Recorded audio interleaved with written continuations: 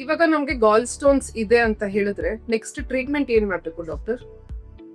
ಗಾಲ್ stones ಇದೆ ಅನ್ನೋದು ಸುಮ್ಮನೆ ಒಂದು ರೊಟೀನ್ ಚೆಕಪ್ ಅಥವಾ ಪ್ರೆಗ್ನೆನ್ಸಿಗೋಸ್ಕರ ಸ್ಕ್ಯಾನಿಂಗ್ ಮಾಡಿದಾಗ, ಬೇರೆ ಲಿವರ್ ಕಾಯಿಲೆಗೋ ಕಿಡ್ನಿ ಸ್ಟೋನ್ ಇದೆಯೋ ಅಥವಾ ಆ ಕಾರಣಕ್ಕೆ ಸ್ಕ್ಯಾನಿಂಗ್ ಮಾಡಿದಾಗ ಕಲ್ಲಿದೆ ಪಿತ್ತಕೋಶದಲ್ಲಿ ಅನ್ನೋದು ಕಂಡು ಬರುತ್ತೆ. ಹಾಗೆ ಎಸಿಂಪ್ಟಮ್ಯಾಟಿಕ್ ಅಂದರೆ ಆ ಪೇಷಂಟ್ಗೆ ಈ ಕಲ್ಲಿನಿಂದ, ಪಿತ್ತಕೋಶದಲ್ಲಿರುವ ಕಲ್ಲಿನಿಂದ ತೊಂದರೆ ಆಗದೇ ಇರುವಂಥ ಕಾರಣದಲ್ಲಿ ಸಾಮಾನ್ಯ ಪೇಷಂಟ್ಗಳಿಗೆ ನಾವು ಟ್ರೀಟ್ಮೆಂಟ್ನ ಅಡ್ವೈಸ್ ಮಾಡೋದಿಲ್ಲ. ಆದರೆ ಕೆಲವು ಇನ್ಸ್ಟ್ರಕ್ಷನ್ಗಳನ್ನ ಕೊಡೋದುಂಟು. ಅಂದರೆ ಯಾವ ರೀತಿಯಲ್ಲಿ ಅವರು ಮುಂದೆ ಕೇರ್ ವಹಿಸಬೇಕು ಅನ್ನೋದನ್ನು ಹೇಳ್ಕೊಟ್ಟು ಕಳಿಸ್ಕೊಡ್ತೇವೆ. ಅದು ಬಿಟ್ಟರೆ ಆವಾಗಲೇ ಆಪ್ರೇಷನ್ ಮಾಡಿಸ್ಕೊಳ್ಳಿ ಅನ್ನೋದು ಪ್ರಮಾಣ ಇರೋದಿಲ್ಲ. ಆದರೆ ಗಾಲ್ ಬ್ಯಾಡ್ರನಿಂದ ನೋವು ಬರ್ತಾ ಇದೆ ಅಥವಾ ಅದರಿಂದ ತೊಂದರೆಗಳು ಅನುಭವಿಸಾದ ಆಗಿದೆ ಅನ್ನೋದು ತಿಳಿದು ಬಂದಲ್ಲಿ ಅದಕ್ಕೆ ಆಪ್ರೇಷನ್ ಆಗಲಿ ಅಥವಾ ಸೂಕ್ತ ಚಿಕಿತ್ಸೆ ಅತಿ ಅವಶ್ಯಕ.